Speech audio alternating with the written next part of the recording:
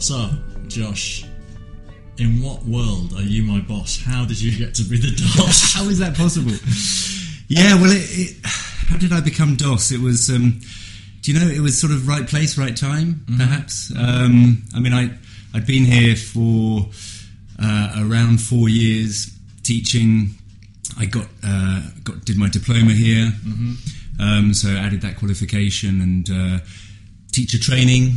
Got into that and became the course director for the TESOL courses. So all of that, I suppose, established me here in the school, but also brought in opportunities to develop some, particularly the teacher training, some experience of, shaping a team, leading a team, coordinating.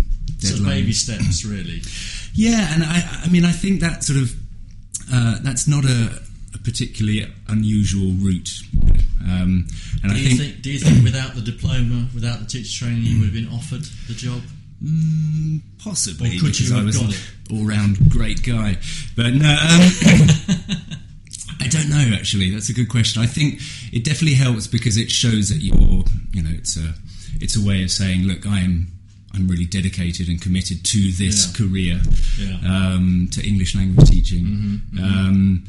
And although, I have met DOSes who haven't yet done the DIP and, but they've obviously shown enthusiasm. I'm not sure. I think it definadvice helped. Okay.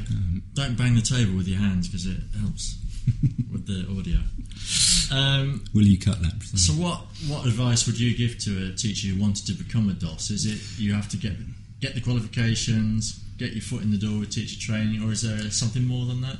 A bit of arse-licking of management, perhaps? That certainly always helps, I suppose.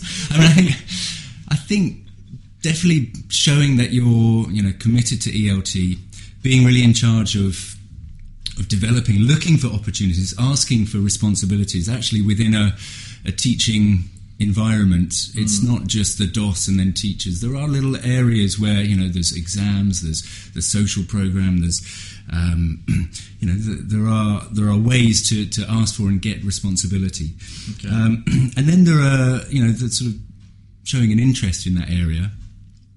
There's things like the TEFL SIGs. You've got the Leadership and Management SIG, LAM SIG. You could perhaps just a special interest group.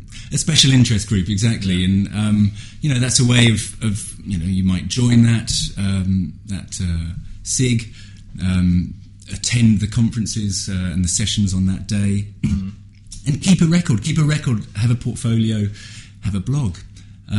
Show that you're interested in ELT and show that you're interested in areas of responsibility. But the big question is, if you are a passionate TEFL teacher and you do enjoy the classroom, is it worth it? Is it worth becoming a DOS, that step up to management?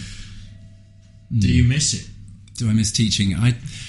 It's one of those things which, if I do have to teach, and now and again I do, I sort of... The old magic is gone? No! I was going to say I sort of initially resent it and resist it as much as I can, but when I'm there, and I had to teach a bit this summer with some last-minute craziness going on, it's great, and it's nice to get back in the classroom. But if you're very passionate about teaching, then maybe management isn't the route for you.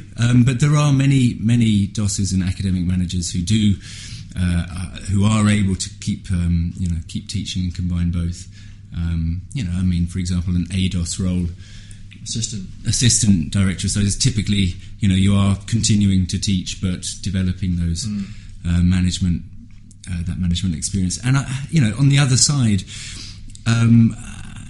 maybe once before you do the job, it's hard to see it, but it is a great job. There's so much variety. There's so many things you have to oversee. And it can be as much fun as teaching. If you're not good at logistics, it's not the job for you. There's quite a lot of timetabling. There is, I suppose logistics. There are administrative things which you need to be good at.